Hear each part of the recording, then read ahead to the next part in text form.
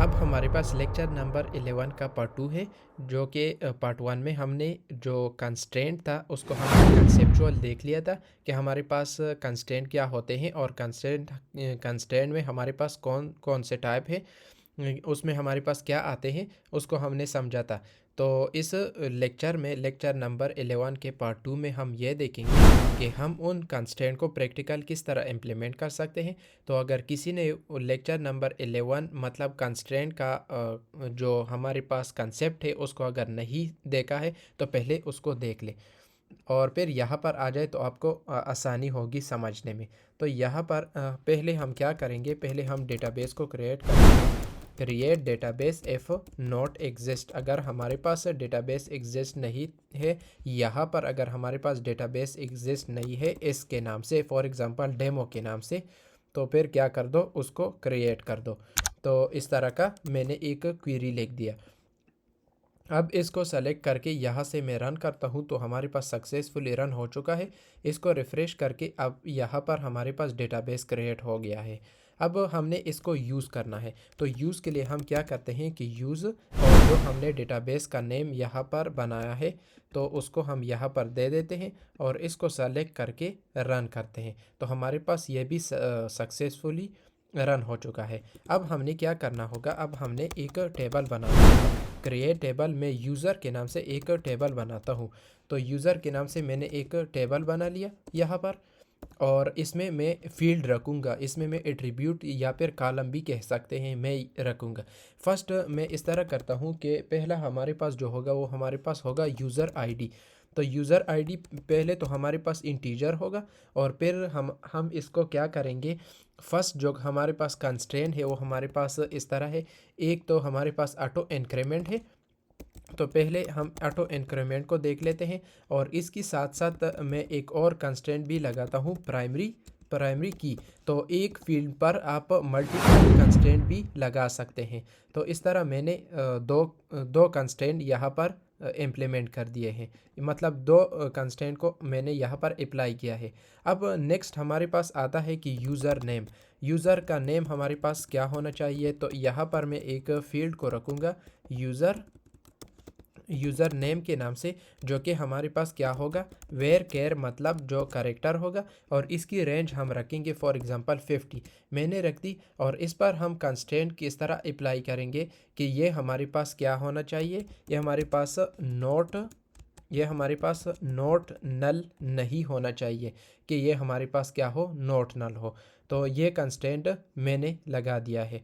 तो not null भी नहीं होना चाहिए और यूनिक भी हो, तो हमारे पास यूनिक भी हो और नॉट नल भी हो, और इस तरह मैंने लगा दिया। अब नेक्स्ट हम एक और फील्ड को रखेंगे यहाँ पर, ईमेल को, जो यूज़र का हमारे पास ईमेल होगा, और इसका भी हमारे पास डेटा टाइप वेयर केयर में होगा, और इसकी जो रेंज है वो हम रखेंगे 100। तो 100 मैंने रख दी। ईमेल हमारे पास क्या होना चाहिए, हमारे पास यूनिक होना चाहिए। तो यहाँ पर जो कंस्ट्रेंट मैं यूज़ करूँगा उसको मैं यूज़ करूँगा यूनिक। तो यहाँ पर मैंने यूनिक कंस्ट्रेंट को यूज़ किया है। अब नेक्स्ट हमारे पास जो आता है वो हमारे पास एज है, कि यूज़र की जो एज है उसको हम किस तरह कर सकते हैं। तो एज मैंने एक फील्ड ले लिया और वो हमारे पास इंटीजर में हम इंटीजर इनपुट करेंगे उसमें, और इसकी जो कंस्ट्रेंट हमारे पास होगी उसको हम यहाँ पर दे देंगे चेक, जो कि हमारे पास कंडीशन के लिए हम यूज़ करते हैं। अगर किसी यूज़र की एज ग्रेटर देन 18 या ग्रेटर आर इक्वल टू 18 है तो उसकी एज को फिर क्या करो, उसको एक्सेप्ट करो, वरना उसको क्या कर दो, रिजेक्ट कर दो। तो इस तरह का मैं यहाँ पर मैंने कंस्ट्रेंट को, चेक कंस्ट्रेंट को इस तरह मैंने यूज़ किया है। तो ये हमारे पास हो गया। अब नेक्स्ट हम स्टेटस के नाम से यहाँ पर मैं एक फील्ड लेता हूँ, एट्रीब्यूट या फिर कॉलम भी कह सकते हैं। मैंने ले लिया स्टेटस के नाम से, मैंने एक यहाँ पर फील्ड ले लिया, और वो हमारे पास क्या होगा, वो हमारे पास वेयर केयर में होगा, मतलब करेक्टर में होगा, वेयर केयर में होगा, करेक्टर में होगा। उसकी रेंज हम रखेंगे, फॉर एग्जांपल मैं रखता हूँ यहाँ पर 20 मैंने रख दी, और उसका जो कंस्ट्रेंट है हम जो यूज़ करेंगे उसको हम यूज़ करेंगे डिफ़ॉल्ट। तो डिफ़ॉल्ट को हम यहाँ पर यूज़ करेंगे। तो डिफ़ॉल्ट को मैंने यहाँ पर यूज़ किया और डिफ़ॉल्ट में हम उसको रखेंगे कि अगर कोई यूज़र जो भी इस मतलब स्टेटस में है, अगर स्टेटस में कुछ नहीं एंटर करता तो फिर डिफ़ॉल्ट की वैल्यू हम यहाँ पर एंटर कर देंगे कि वो फिर हमारे पास ये डिफ़ॉल्ट की वैल्यू डिस्प्ले हो जाए। फॉर एग्ज़ाम्पल मैं यहाँ पर कर देता हूँ एक्टिव, तो एक्टिव मैंने यहाँ पर स्टोर कर दिया। अगर कोई यूज़र स्टेटस में जो डेटा है एंटर नहीं करता तो फिर हमारे पास डिफ़ॉल्ट में मैंने एक्टिव को स्टोर किया है, ये फिर हमारे पास डिस्प्ले हो जाएगा। तो पहले हम यहाँ पर देख लेते हैं कि कितने हमारे पास कंस्ट्रेंट थे और उसको मैंने कौन कौन से हमने पढ़े। तो नोट नल भी हमने पढ़ा, यूनिक भी पढ़ा और प्राइमरी की भी पढ़ा और फ़ॉरेन की। अगर आपको फ़ॉरेन की को देखना है, क्योंकि फ़ॉरेन की हम इस वीडियो में इस तरह नहीं पढ़ सकते कि उसके लिए हम दूसरा फिर टेबल बनाएंगे और उसको फिर लिंक करेंगे तो फिर हमारे पास वीडियो थोड़ी ज़्यादा हो जाएगी। तो प्राइमरी की और फ़ॉरेन की मतलब फ़ॉरेन की का कंसेप्ट मैंने लेक्चर नंबर 10 में समझा दिया है, वहाँ पर मैंने प्रैक्टिकल भी किया है। तो पहले उसको अगर आपने फ़ॉरेन की का कंसेप्ट देखना है तो फिर लेक्चर नंबर 10 को देख ले, वहाँ पर मैंने डीपली मैंने किया है वहाँ पर। तो इसको मैंने भी किया है और चेक को भी मैंने आपको समझा दिया और डिफ़ॉल्ट को भी और ऑटो इंक्रीमेंट को भी। तो ये जितनी भी हमारे पास कंस्ट्रेंट थे वो मैंने यहाँ पर कर दिए हैं। अब इसके बाद इस तरह करेंगे कि इन इन फील्ड में हम जो वैल्यू है उसको हम इनपुट करेंगे। अब हम इस तरह करते हैं कि इसको जो टेबल हमने बनाया है इसको हम रन करते हैं। तो रन करने के लिए सेलेक्ट करके फिर यहाँ से रन कर दो, तो ये आपके पास सक्सेसफुली रन हो चुका है। अब हम इस तरह करेंगे कि अब हम इनमें वैल्यू को अब इसमें हम इंसर्ट करेंगे। तो उसके लिए हमारे पास जो क्वेरी है इंसर्ट इनटू, और जो आपके पास टेबल का नाम है वो आप यहाँ पर यूज़ करोगे। और यहाँ पर आपने क्या करना होगा, जो फील्ड आपने बनाई है उसको आपने यहाँ पर मेंशन करनी होगी। अब यहाँ पर हमने चूंकि यहाँ पर ऑटो इंक्रीमेंट कंस्ट्रेंट को यूज़ किया है, तो अगर आप यूज़र आईडी को ना भी लगाए तो आपके पास वो ऑटो इंक्रीमेंट हो जाता है, जो कि हमने पढ़ा है कि वो ऑटोमेटिकली क्या करता है, जब नेक्स्ट रिकॉर्ड हम देते हैं तो वो आपके पास, या फिर जो रिकॉर्ड हम देते हैं वो ऑटोमेटिकली उसको जो डिजिट है आपने इंटीजर मिले है तो वो अपने आप को ले लेता है। तो यहाँ पर मैंने यूज़र आईडी को हम यहाँ पर नहीं लेते। नेक्स्ट हमारे पास जो आता है यूज़र नेम को हम लेते हैं, यूज़र नेम हो जाएगा। और फिर हमारे पास ईमेल को हम लेते हैं और यहाँ पर हम एज को लेते हैं। अब यहाँ पर अगर आप स्टेटस को नहीं लेते तो भी कोई बात नहीं है, क्योंकि स्टेटस के लिए हमने डिफ़ॉल्ट में यहाँ पर रख दिया है। तो इसको अगर ना ले तो भी आपके पास ये चल जाएगा। तो यहाँ पर आपने ये ले लिया। अब यहाँ पर आपने क्या करना होगा, वैल्यूज़ यहाँ पर एक कीवर्ड है आपने यूज़ करनी होगी। अब यहाँ पर यूज़र नेम के लिए आपने क्या करना होगा, चूँकि यहाँ पर करेक्टर में है तो डबल कोट में आपने यूज़र नेम रखना होगा। फॉर एग्ज़ाम्पल मैं रखता हूँ, मैंने अपना नाम यहाँ पर दे दिया। अब ईमेल को मैं यहाँ पर मैं ईमेल को दूंगा। तो ईमेल भी हमारे पास करेक्टर में है, तो इस तरह मैं ईमेल को भी इसी तरह देता हूँ। फॉर एग्ज़ाम्पल मैंने दे दिया यहाँ पर, और यहाँ पर मैंने दे दिया @gmail.com। तो इस तरह मैंने जो ईमेल है वो मैंने यहाँ पर दे दिया। अब नेक्स्ट हमारे पास एज है, तो एज को मैं यहाँ पर फॉर एग्ज़ाम्पल जो 23 है तो यहाँ पर मैं 23 देता हूँ। तो ये मैंने दे दी। अब ये हमारे पास कंप्लीट हो गई। अब अगर इसको मैं रन करता हूँ तो रन करने के लिए इसको सेलेक्ट करके, तो यहाँ से जब मैं क्लिक करता हूँ तो हमारे पास सक्सेसफुली यहाँ पर रन हो चुका है। अब अगर इसको आपने क्या करना है, अब अगर इसको आपने जो डिस्प्ले करना है तो उसके लिए आपने क्या करना है, सेलेक्ट ऑल फ्रॉम जो डेटाबेस आपने मतलब जो टेबल आपने बनाया है उसका नाम।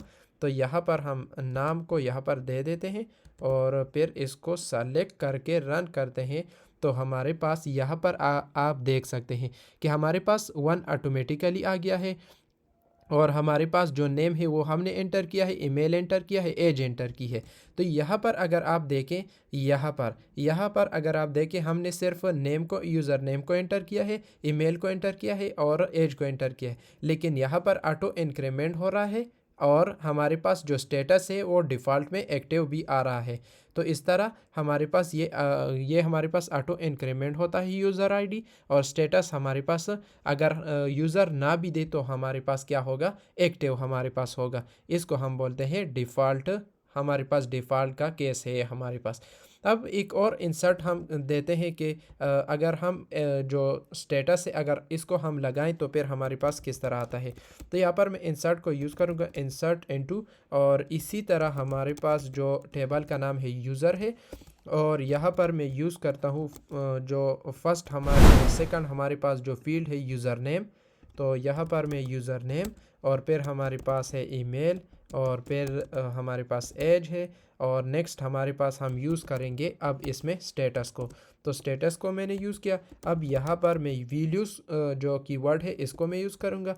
अब कुछ डेटा इसमें मैं एंटर करता हूँ। तो किस तरह एंटर करूँगा, फॉर एग्ज़ाम्पल यहाँ पर मैं एंटर कर देता हूँ MUHAMMAD मोहम्मद। तो यहाँ पर मैंने ये नाम एंटर किया है। अब ईमेल की जगह पर मैं इसी तरह मैं ईमेल को एंटर कर देता हूँ XYZ, यहाँ पर 1 2 3 फॉर एग्ज़ाम्पल @Gmail। अच्छा, ये हमारे पास मैंने कैपिटल में लिया है, तो इसको मैं यहाँ से रिमूव कर देता हूँ XYZ। कोई फ़र्क नहीं बनता, लेकिन हम अच्छा नहीं लगता क्योंकि हमारे पास जो ईमेल का स्ट्रक्चर होता है वो हम स्मॉल लेटर में जो ज़्यादातर है वो स्मॉल लेटर में हम लेते हैं। तो ये मैंने ईमेल की जगह पर दे दिया। अब एज को यहाँ पर मैं मेंशन करता हूँ 23। अब यहाँ पर जो स्टेटस है हमारे पास, स्टेटस को मैं यहाँ पर दे देता हूँ क्योंकि ये भी हमारे पास करेक्टर में है। तो यहाँ पर मैं फॉर एग्ज़ाम्पल देता हूँ इनएक्टिव मैंने दे दिया है। तो इस तरह मैंने दे दी। अब अगर मैं दूसरा रिकॉर्ड भी यहाँ पर स्टोर करना चाहता हूँ तो हम स्टोर कर सकते हैं।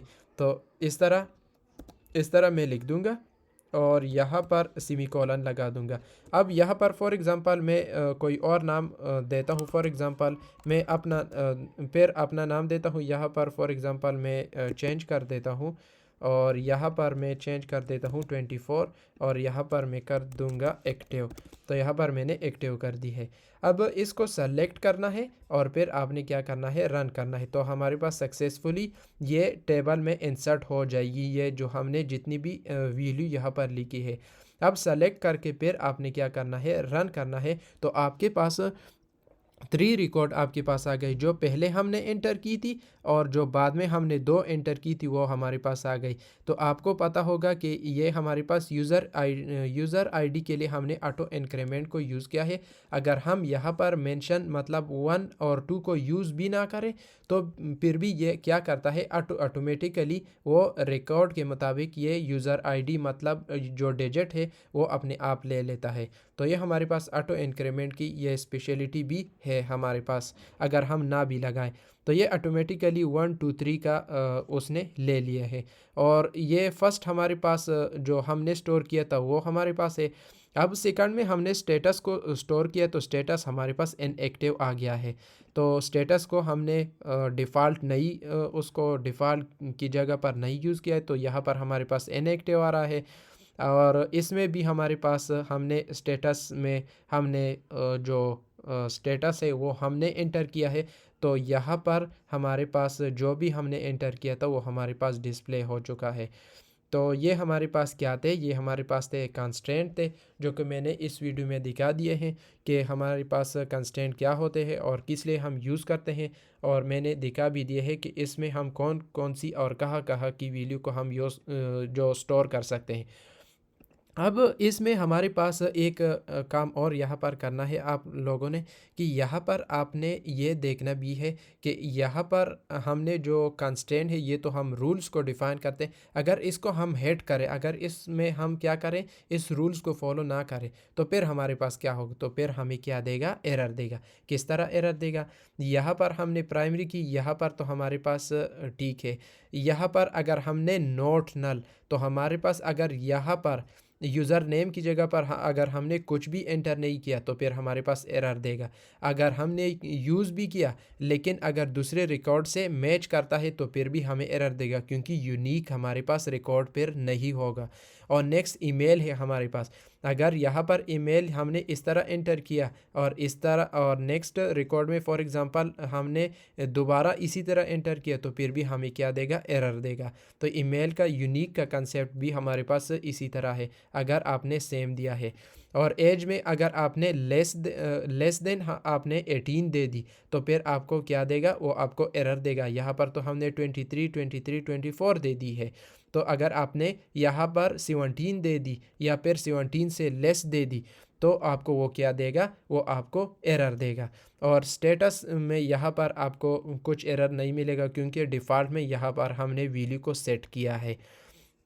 तो अगर किसी को समझ ना आई हो तो आप कमेंट सेक्शन में कमेंट कर सकते हैं। मैं उस क्वेरी को, उस आपके क्वेश्चन को मैं आंसर दे दूंगा। कोई भी इशू हो तो आप इजीली आप कमेंट सेक्शन में उसको दे सकते हैं, मैं उसका आंसर दे दूंगा। तो आज के लिए इतना ही, मिलते हैं नेक्स्ट लेक्चर में। Thank you.